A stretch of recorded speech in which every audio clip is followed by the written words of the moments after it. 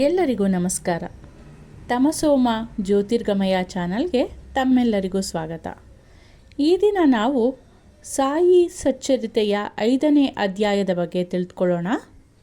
ಈ 5ನೇ ಅಧ್ಯಾಯದಲ್ಲಿ ಹೇಮಾಡ ಪಂತರು ಸಾಯಿಬಾಬಾರವರು ಚಾಂದ್ ಪಾಟೀಲರ ಮದುವೆ ದಿಬ್ಬಣದ ಜೊತೆಯಲ್ಲಿ ಮತ್ತೆ ಶಿರಡಿಗೆ ಬಂದ ಬಗ್ಗೆ, ಅವರಿಗೆ ಸ್ವಾಗತ ದೊರೆತ ಬಗ್ಗೆ, ಮಹಾಯೋಗಿಗಳ ಸಂಪರ್ಕ, ಅವರ ಉಡುಗೆ ತೊಡಿಗೆ, ನಿತ್ಯ ಜೀವನ, ಪಾದುಕೆಗಳ ಕತೆ, ಹಾಗೆ ಮೊಹಿದೀನ್ ರವರೊಡನೆ ಕುಸ್ತಿ ಮತ್ತು ಅವರ ಜೀವನದ ಬದಲಾವಣೆ, ಹಾಗೆ ಬಾಬಾರವರು ನೀರನ್ನು ಎಣ್ಣೆಯಾಗಿ ಪರಿವರ್ತಿಸಿದ ಬಗ್ಗೆ ಮತ್ತು ಕಪಟಗುರು ಜವಾರ ಅಲಿ ಈ ಥರ ವಿಚಾರಗಳ ಬಗ್ಗೆ ಈ 5ನೇ ಅಧ್ಯಾಯದಲ್ಲಿ ತಿಳಿಸ್ಕೊಟ್ಟಿದ್ದಾರೆ.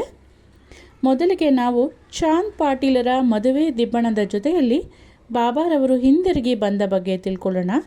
ಬಾಬಾರವರು ಶಿರಡಿಯಲ್ಲಿ ಇದ್ದು ಸ್ವಲ್ಪ ದಿನಗಳ ನಂತರ ಶಿರಡಿಯಿಂದ ಮತ್ತೆ ಆಚೆಗೆ ಹೋಗಿದ್ದರು.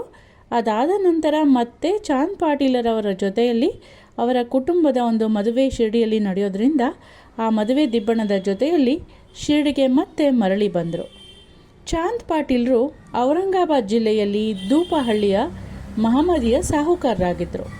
ಅವರು ಔರಂಗಾಬಾದಿಗೆ ಪ್ರಯಾಣ ಬೆಳೆಸುವಾಗ ಅವರ ಕುದುರೆನ ಕಳ್ಕೊಂಡ್ಬಿಟ್ರು. 2 ತಿಂಗಳ ಕಾಲ ಹುಡುಕಿ ಬೇಸತ್ತಿದ್ರು.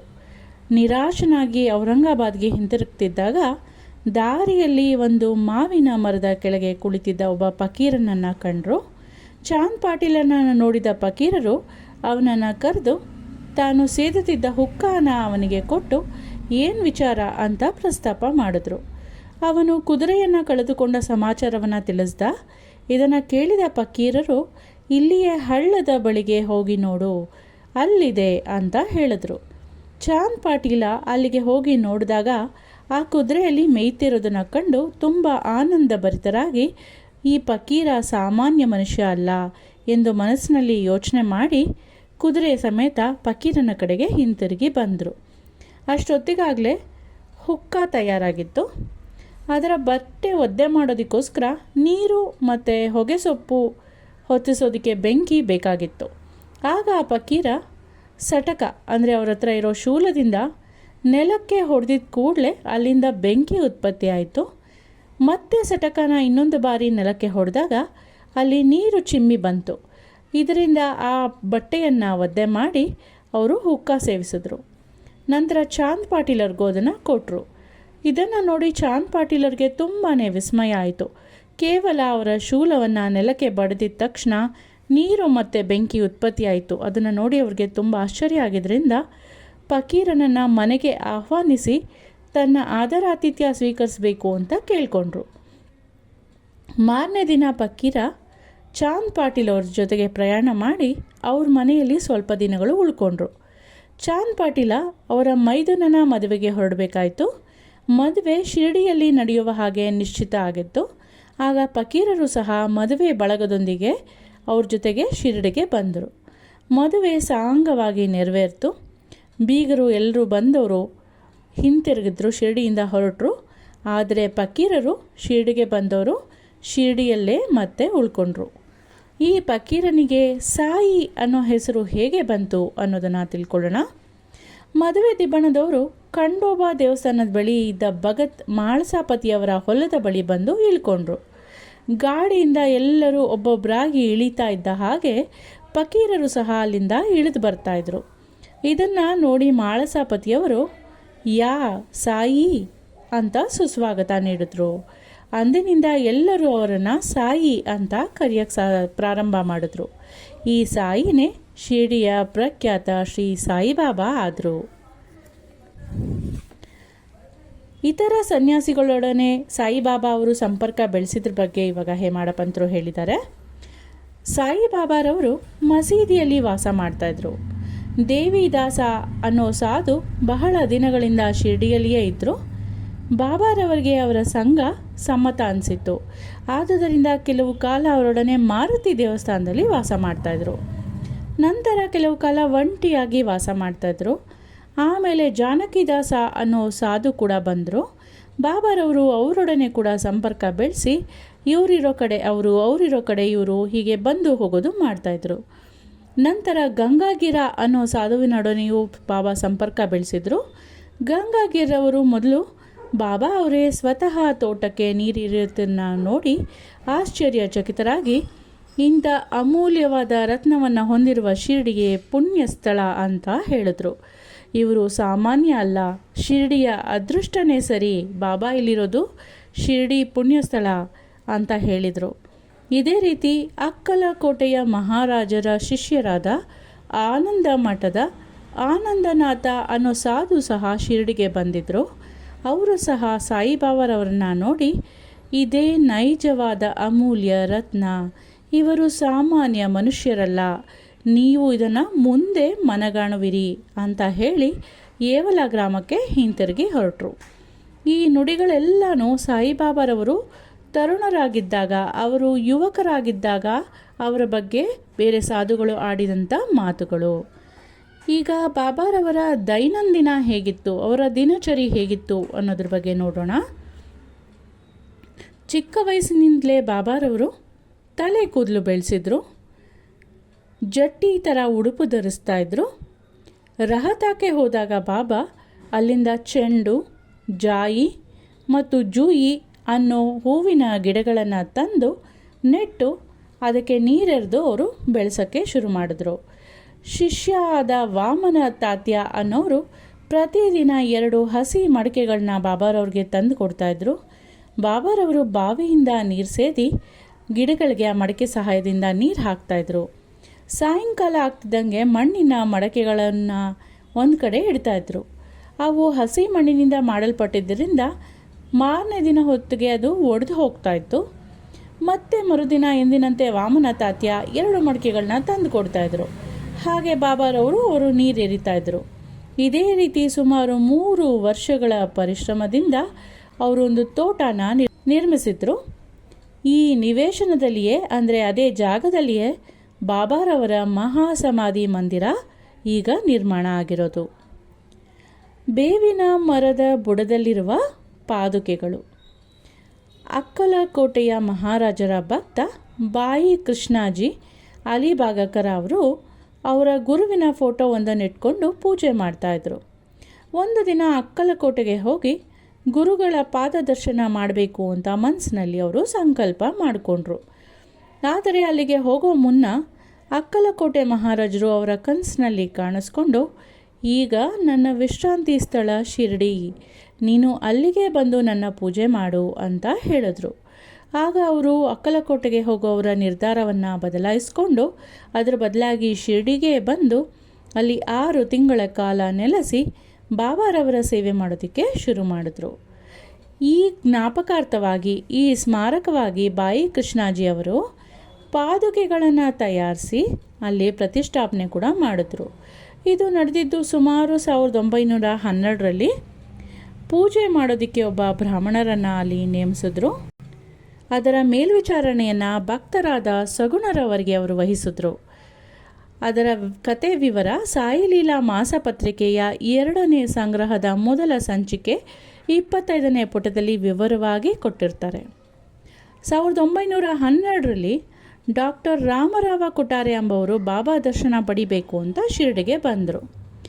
ಅವ್ರ ಕಾಂಪೌಂಡರ್ ಮತ್ತು ಅವರ ಸ್ನೇಹಿತರಾದ ಶ್ರೀ ಬಾಯಿ ಕೃಷ್ಣಾಜಿ ಅವರೊಡನೆ ಬಂದಿದ್ದರು. ಕಾಂಪೌಂಡರ್ ಬಾಯಿ ಕೃಷ್ಣಾಜಿ, ಶ್ರೀ ಸಗುಣಮೇರು ನಾಯ್ಕ ಮತ್ತು ಶ್ರೀ ಜಿ.ಕೆ. ದೀಕ್ಷಿತ ಅವರು ಆಪ್ತ ಸ್ನೇಹಿತರುಗಳಾಗಿದ್ದರು.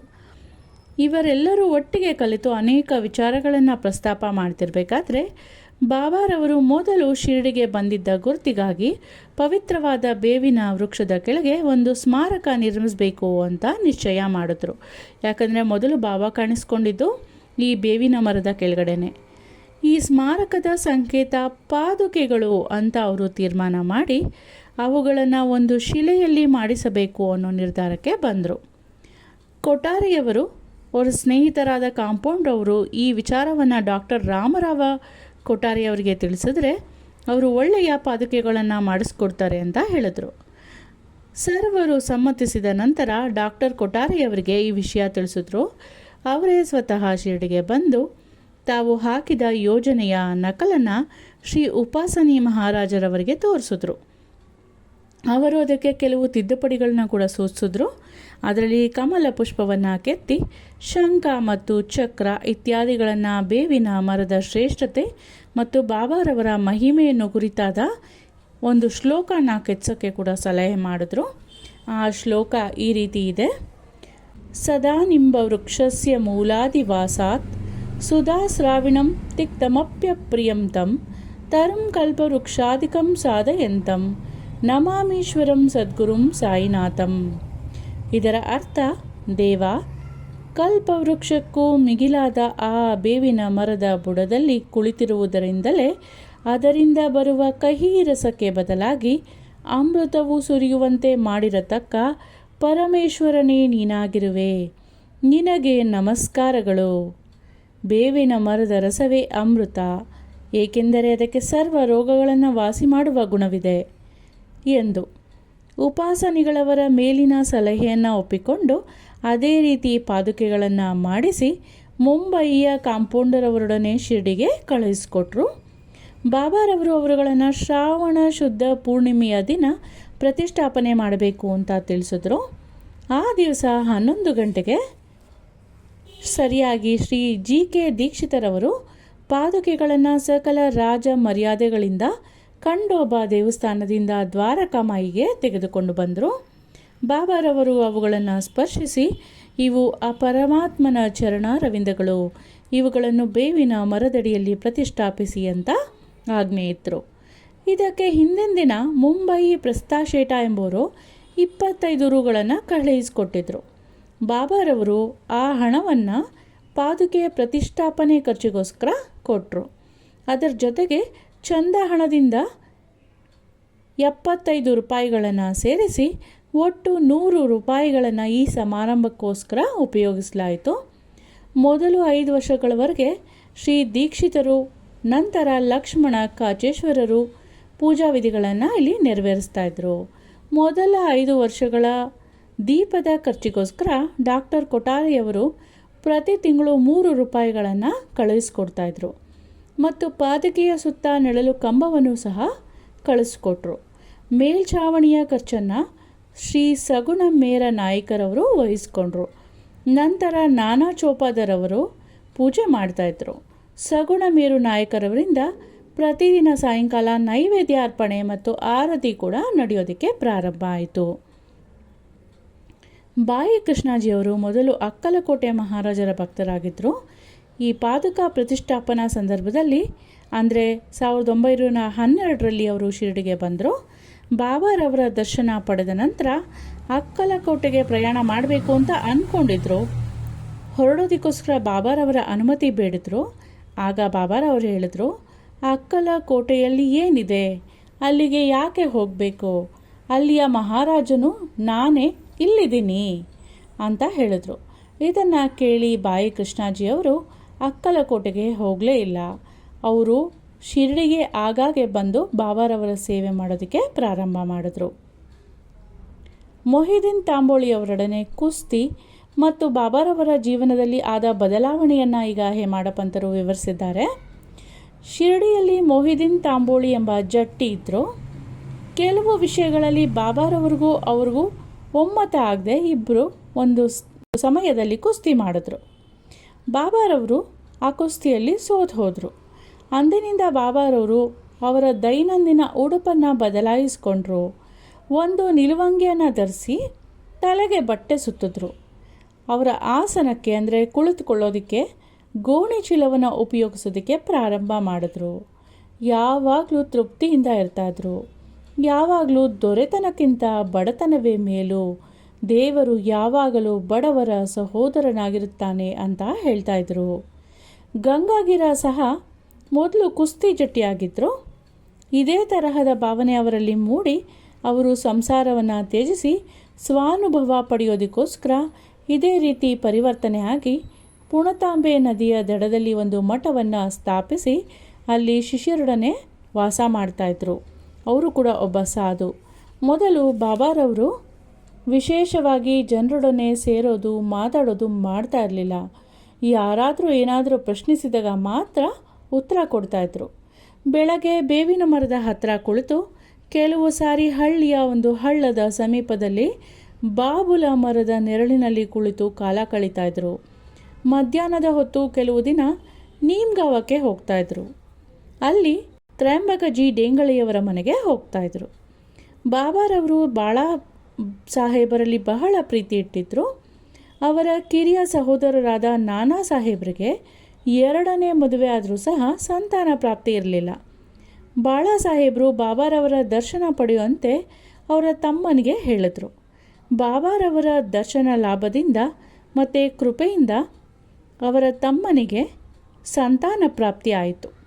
ಅಂದಿನಿಂದ ಬಾಬಾರವ್ರನ್ನ ಕಾಣೋದಕ್ಕೆ ಅನೇಕ ಜನರು ಬರೋದಕ್ಕೆ ಶುರು ಮಾಡಿದ್ರು. ಅವರ ಕೀರ್ತಿ ಅಹಮದನಗರವನ್ನು ಮುಟ್ಟಿತು. ಆಗ ನಾನಾ ಸಾಹೇಬ ಚಾಂದೋರ್ಕರ ಮತ್ತು ಕೇಶವ ಚಿದಂಬರ ಈ ಥರ ಭಕ್ತರು ಶಿರ್ಡಿಗೆ ಬರೋದಕ್ಕೆ ಪ್ರಾರಂಭ ಮಾಡಿದ್ರು. ಹಗಲಿನಲ್ಲಿ ಬಾಬಾರವ್ರನ್ನ ಭಕ್ತರು ಪೂರ್ತಿಯಾಗಿ ಮುತ್ತುಕೊಳ್ತಾಯಿದ್ರು. ರಾತ್ರಿ ಹೊತ್ತು ಅವರು ದ್ವಾರಕಾಮಾಯಿಯಲ್ಲಿ ನಿದ್ದೆ ಮಾಡ್ತಾಯಿದ್ರು.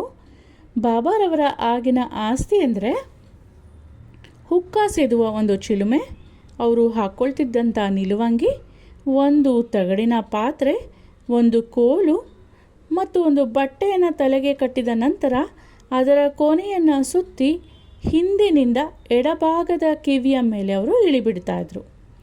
ಗೋಣಿ ಚಿಲನೆ ಅವರ ಆಸನ ಆಗಿತ್ತು. ಚಳಿಯಾದಾಗ ಮಾತ್ರ ದಕ್ಷಿಣದ ಕಡೆಗೆ ಮುಖ ಮಾಡಿಕೊಂಡು ಅವರು ದುನಿ ಅಂದರೆ ಅಗ್ನಿ ಕುಂಡದ ಮುಂದೆ ಕುಳಿತುಕೊಳ್ತಾಯಿದ್ರು. ಆ ಧ್ವನಿಯಲ್ಲಿ ತಮ್ಮ ಅಹಂಕಾರ, ಮೋಹ ಮುಂತಾದವುಗಳನ್ನು ಅವರು ಕಾಣಿಕೆಯಾಗಿ ಅರ್ಪಿಸಿಬಿಟ್ಟಿದ್ರು. ಕಾಲಿಗೆ ಪಾದರಕ್ಷೆಗಳನ್ನು ಬಾಬಾರವರು ಉಪಯೋಗಿಸ್ತಾ ಇರಲಿಲ್ಲ. ಅವರಿದ್ದ ಮಸೀದಿನೇ ದ್ವಾರಕಾಮಾಯಿಯಾಗಿ 1912ರಲ್ಲಿ ಪರಿವರ್ತನೆ ಹೊಂದಿತು. ನೀರನ್ನು ಎಣ್ಣೆಯಾಗಿ ಬಾಬಾರವರು ಹೇಗೆ ಪರಿವರ್ತಿಸಿದ್ರು ಅನ್ನೋದ್ರ ಬಗ್ಗೆ ನೋಡೋಣ. ಸಾಯಿಬಾಬಾರವರಿಗೆ ದೀಪಗಳೆಂದರೆ ಬಹಳನೇ ಆನಂದ. ಆದ್ದರಿಂದ ಅವರು ಪ್ರತಿ ಅಂಗಡಿಯ ಬಾಗಿಲಿಗೂ ಹೋಗಿ ಎಣ್ಣೆಯನ್ನು ಭಿಕ್ಷೆ ಬೇಡಿ ತಂದು ದ್ವಾರಕಾಮಾಯಿ ಮತ್ತು ದೇವಸ್ಥಾನದಲ್ಲಿ ದೀಪವನ್ನು ಹಚ್ಚಿ ರಾತ್ರಿಯೆಲ್ಲ ಉರಿಸ್ತಾಯಿದ್ರು. ಈ ರೀತಿ ಕೆಲವು ಕಾಲ ನಡೀತು. ಒಂದಿನ ಅಂಗಡಿಯವರೆಲ್ಲ ಸೇರಿಕೊಂಡು ಬಾಬಾರವ್ರಿಗೆ ಎಣ್ಣೆ ಕೊಡಬಾರ್ದು ಅಂತ ತೀರ್ಮಾನಿಸಿ ಅವ್ರು ಬಂದಾಗ ಯಾರೂ ಎಣ್ಣೆಯನ್ನು ಕೊಡಲೇ ಇಲ್ಲ. ಬಾಬಾರವರು ಬರೀ ಹಸದಿಂದ ಹಿಂತಿರುಗಿದ್ರು. ಆದರೆ ಯಾವ ಅನುಮಾನವೂ ಇಲ್ಲದೆ ಬರೀ ಬತ್ತಿಯನ್ನೇ ಪಣತಿಗಳಲ್ಲಿಟ್ಟು ತಗಡಿನ ಪಾತ್ರೆಯಲ್ಲಿದ್ದ ಸ್ವಲ್ಪ ಎಣ್ಣೆಗೆ ನೀರು ಬೆರೆಸಿ ಅದನ್ನು ಅವರು ಕುಡಿದ್ರು. ನಂತರ ಮಿಕ್ಕ ನೀರನ್ನು ಎಲ್ಲ ಪಣತಿಗಳಲ್ಲಿ ಹಾಕಿಬಿಟ್ಟು ದೀಪಗಳನ್ನು ಹಚ್ಚಿದ್ರು. ರಾತ್ರಿಯೆಲ್ಲ ಹಣತೆಗಳು ಪ್ರಕಾಶಮಾನವಾಗಿ ಉರಿಯತೊಡಗಿತು. ಇದನ್ನು ನೋಡಿದ ವರ್ತಕರು ಬಾಬಾರವರಲ್ಲಿ ಬಂದು ಕ್ಷಮೆ ಬೇಡಿದ್ರು. ಕೇವಲ ನೀರಿನಿಂದ ಈ ರೀತಿ ದೀಪ ಹಚ್ಚಿ ಇಡೀ ರಾತ್ರಿ ಆ ದೀಪ ಉರಿದಿದ್ದು ನೋಡಿ ಅವ್ರಿಗೆ ಬಹಳನೇ ಆಶ್ಚರ್ಯ ಆಯಿತು. ಅದರಿಂದ ಅವರು ಕ್ಷಮೆ ಬೇಡಿ ಬಾಬಾರವರ ಹತ್ರ ಇನ್ನು ಮುಂದೆ ಹೀಗೆ ಮಾಡೋದಿಲ್ಲ ಅಂತ ಕೇಳಿಕೊಂಡ್ರು. ಬಾಬಾರವರು ಅವರನ್ನು ಕ್ಷಮಿಸಿ ಇನ್ನು ಮುಂದೆ ಸತ್ಯತನದಿಂದ ನಡೀರಿ ಅಂತ ಹೇಳಿ ಉಪದೇಶ ಮಾಡಿ ಕಳುಹಿಸಿಕೊಟ್ರು. ಈಗ ಕಪಟಗುರು ಜವಾರ ಅಲಿ ಬಗ್ಗೆ ತಿಳ್ಕೊಳ್ಳೋಣ. ಕುಸ್ತಿ ಘಟನೆ ಜರುಗಿದ 5 ವರ್ಷಗಳ ನಂತರ ಅಹಮದನಗರದಿಂದ ಜವಾರ್ ಅಲಿ ಅನ್ನೋ ಫಕೀರರು ಅವರ ಶಿಷ್ಯ ವೃಂದದೊಡನೆ ಶಿರ್ಡಿಗೆ ಬಂದರು.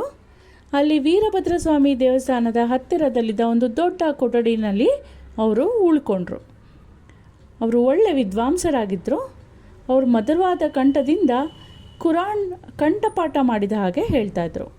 ಹಳ್ಳಿ ಜನರೆಲ್ಲರೂ ಅವ್ರನ್ನ ಗೌರವಿಸತೊಡಗಿದ್ರು. ಜನರ ಸಹಾಯದಿಂದ ವೀರಭದ್ರ ಸ್ವಾಮಿ ದೇವಸ್ಥಾನದ ಎದುರಿನಲ್ಲಿ ಅವರು ಮಸೀದಿ ಕಟ್ಟಬೇಕು ಅನ್ನೋ ಪ್ರಯತ್ನ ಪಟ್ಟರು. ಆದರೆ ಈ ವಿಷಯದಲ್ಲಿ ಕೆಲವರು ಮನಸ್ತಾಪ ಪಟ್ಕೊಂಡು ಅದನ್ನು ಮಾಡೋದಕ್ಕೆ ಬಿಡಲಿಲ್ಲ. ಆಗ ಅವರು ಶಿರ್ಡಿನ ಬಿಟ್ಟು ರಹತಾಕ್ಕೆ ಹೋಗಿ ನೆಲೆಸಿದ್ರು. ಆಗ ಅವರು ರಹತಾಯಿಂದ ಆಗಾಗ ಬಂದು ಶಿರ್ಡಿಗೆ ಬಂದು ಬಾಬಾರವ್ರ ಜೊತೆ ಉಳ್ಕೊಳ್ತಾಯಿದ್ರು. ಜನರು ಇದನ್ನು ನೋಡಿ ಬಾಬಾ ಈ ಜವಾರಲ್ಲಿ ಶಿಷ್ಯ ಇರಬೇಕು ಅಂತ ಭಾವಿಸೋದಕ್ಕೆ ಶುರು ಮಾಡಿದ್ರು. ನಂತರ ಗುರು ಮತ್ತು ಶಿಷ್ಯರು ಅಂದರೆ ಬಾಬಾ ಮತ್ತು ಜವಾರಲ್ಲಿ ಇಬ್ಬರು ರಹತಾಕ್ಕೆ ಹೋಗಿ ನೆಲೆಸಬೇಕು ಅಂತ ತೀರ್ಮಾನ ಆಯಿತು.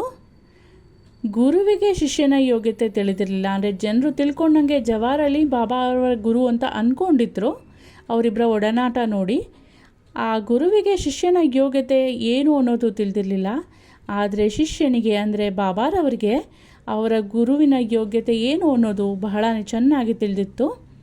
ಆದರೂ ಸಹ ಅವರು ಗುರುವನ್ನು ಎಂದಿಗೂ ಕೀಳಾಗಿ ಕಾಣ್ತಾ ಇರಲಿಲ್ಲ. ಶಿಷ್ಯ ಗುರುವಿನ ಕೆಲಸನ ಅತಿ ಜಾಗರೂಕತೆಯಿಂದ ವೀಕ್ಷಣೆ ಮಾಡ್ತಾಯಿದ್ರು. ಅವರು ಅನೇಕ ಸಲ ರಹತಾಕ್ಕೂ ಹೋಗ್ತಾಯಿದ್ರು. ಶಿರಡಿ ಬಾಬಾರವರ ಭಕ್ತರಿಗೆ ಇದು ಯಾಕೋ ಒಪ್ಪಿಗೆ ಅಂತ ಅನ್ನಿಸ್ಲಿಲ್ಲ. ಬಾಬಾ ಆಗಾಗ ಶಿರಡಿ ಬಿಟ್ಟು ರಹತಾಕ್ಕೆ ಹೋಗಿ ಉಳ್ಕೊಳ್ಳೋದು ಅವ್ರಿಗೆ ಸಮಾಧಾನ ತರಲಿಲ್ಲ. ಆದ್ದರಿಂದ ಅವರೆಲ್ಲರೂ ಬಾಬಾರ ಹತ್ರ ಗುಂಪು ಕಟ್ಕೊಂಡು ಹೋದರು. ಬಾಬಾ ಅವ್ರನ್ನ ಸಂದರ್ಶನ ಮಾಡಿದಾಗ ಬಾಬಾರವರು, ಇಲ್ಲ ನೀವು ಇಲ್ಲಿಂದ ಹಿಂತಿರುಗಿಬಿಡಿ, ಜವಾರಲ್ಲಿ ಅಂದರೆ ನನ್ನ ಗುರು ಅಂತ ನೀವೇನು ಅಂದ್ಕೊಂಡಿದ್ದೀರಾ, ಅವ್ರು ಬರೋಕ್ಕೆ ಮುಂಚೆ ಹೊರಟು ಬಿಡಿ ಅಂತ ಹೇಳಿದ್ರು. ಆ ಹೊತ್ತಿಗೆ ಜವಾರಲ್ಲಿ ಅಲ್ಲಿಗೆ ಹಿಂತಿರುಗಿ ಬಂದುಬಿಟ್ರು. ನಂತರ ಜನಗಳ ಜೊತೆ ಬಹಳನೇ ಮಾತುಕತೆಗಳಾದವು. ಆಗ ಗುರು ಮತ್ತು ಶಿಷ್ಯ ಅಂದರೆ ಜವಾರಲಿ ಹಾಗೂ ಬಾಬಾ ಇಬ್ಬರು ಶಿರಡಿಗೆ ಹಿಂತಿರುಗಿ ಬರಬೇಕು ಅನ್ನೋ ತೀರ್ಮಾನ ಆಯಿತು. ಆದ್ದರಿಂದ ಇಬ್ಬರು ಶಿರಡಿಗೆ ಹಿಂತಿರುಗಿ ಬಂದರು. ಕೆಲವು ದಿನಗಳ ನಂತರ ಶಿರಡಿಯಲ್ಲಿ ದೇವಿದಾಸ ಅನ್ನೋ ಒಬ್ಬ ಫಕೀರರು ಈ ಜವಾರಲಿಯನ್ನು ಸೋಲಿಸಿ ಶಿರಡಿ ಬಿಟ್ಟು ಓಡಿಸಿದ್ರು. ಅಲ್ಲಿ ಬಿಜಾಪುರಕ್ಕೆ ಹೋಗಿ ಕೆಲವು ಕಾಲ ಅಲ್ಲಿ ಉಳ್ಕೊಂಡ ನಂತರ ಮತ್ತೆ ಜವಾರಲಿ ಶಿರಡಿಗೆ ಬಂದು ಬಾಬಾ ಮುಂದೆ ಧ್ಯಾನ ಮಾಡತೊಡಗ್ದ. ನಾನು ಗುರು, ನೀವು ಶಿಷ್ಯ ಅನ್ನೋ ನನ್ನ ದುರಭಿಮಾನ ನನ್ನ ಬಿಟ್ಟು ಓಡಿ ಹೋಯಿತು. ನಾನು ಆ ರೀತಿ ತಪ್ಪಾಗಿ ನಡ್ಕೊಂಡಿದ್ದಕ್ಕೆ ನನಗೆ ಪಶ್ಚಾತ್ತಾಪ ಆಗ್ತಾಯಿದೆ ಅಂತ ಬಾಬಾರವ್ರ ಮುಂದೆ ಜವಾರಲಿ ಬೇಡ್ಕೊಂಡ. ಬಾಬಾರವರು ಸ್ವಲ್ಪನೂ ಬೇಜಾರು ಮಾಡಿಕೊಳ್ದೆ ಅವನನ್ನು ಪ್ರೀತಿ ಮತ್ತು ವಿಶ್ವಾಸಗಳಿಂದ ನೋಡಿ ಅವನ ಗೌರವಗಳಿಂದ ಸತ್ಕಾರ ಮಾಡಿದ್ರು. ಈ ಕಥೆಯಲ್ಲಿ ಬಾಬಾರವರು ಮನುಷ್ಯ ತನ್ನ ಅಹಂಕಾರವನ್ನು ಹೇಗೆ ತೊರೆಯಬಹುದು ಅಂತ ತೋರಿಸ್ಕೊಟ್ಟಿದ್ದಾರೆ. ಈ ಕತೆ ಬಾಬಾರವರ ಭಕ್ತ ಮಾಳಸಾಪತಿಯವರಿಂದ ಗೊತ್ತಾಗಿದೆ. ಮುಂದಿನ ಅಧ್ಯಾಯದಲ್ಲಿ ಶ್ರೀ ರಾಮನವಮಿ ಸಮಾರಂಭ ಹಾಗೂ ದ್ವಾರಕಾಮಾಯಿ ಯಾವ ರೀತಿ ಇತ್ತು, ಅದರ ಪುನರುದ್ಧಾರ ಯಾವ ರೀತಿ ಆಯಿತು ಅನ್ನೋ ವಿಷಯಗಳನ್ನು ಹೇಮಾಡ ಪಂತರು ವಿವರವಾಗಿ ತಿಳಿಸ್ಕೊಟ್ಟಿದ್ದಾರೆ. ಈ ಅಧ್ಯಾಯ ಇಲ್ಲಿಗೆ ಮುಕ್ತಾಯವಾಯಿತು. ಶ್ರೀ ಸಾಯಿ ಪ್ರಣಾಮ. ಧನ್ಯವಾದಗಳು.